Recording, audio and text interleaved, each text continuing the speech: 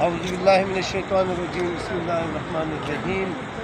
یا اللہ، اس وقت میں مسجد قباء میں کھڑا ہوں اور یہ مسجد جو ہے یہ آپ کے محبوب حضرت محمد صلی اللہ علیہ وآلہ وسلم نے اس کی بنیاد رکھی تھی، تعمیر کیا تھا۔ یا اللہ، وہ تیرا محبوب ہے۔ یا اللہ، میں تیرا بندہ ہوں، یہ تیرے بندے ہیں، سارے ادھر آئے ہیں، اور یا اللہ شیطان تیرا دشمن ہے۔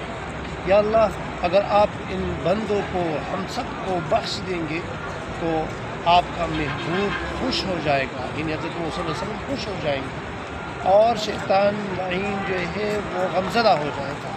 یا اللہ، آپ ان تمام مسلمانوں کو بخش دیں، ہم سب کو بخش دیں، ہمیں بخش دیں، ہمارے والدین کو بخش دیں۔ یا اللہ، اگر آپ ہماری بخشش کریں گے تو آپ کے محبوب وہ خوش ہو جائیں گے، اور آپ کا شیطان جو ہے وہ افسردہ اور غمگین ہو جائے گا۔ یا اللہ، ہمیں بخش دے۔ یا اللہ، پاکستان پر رحم فرما۔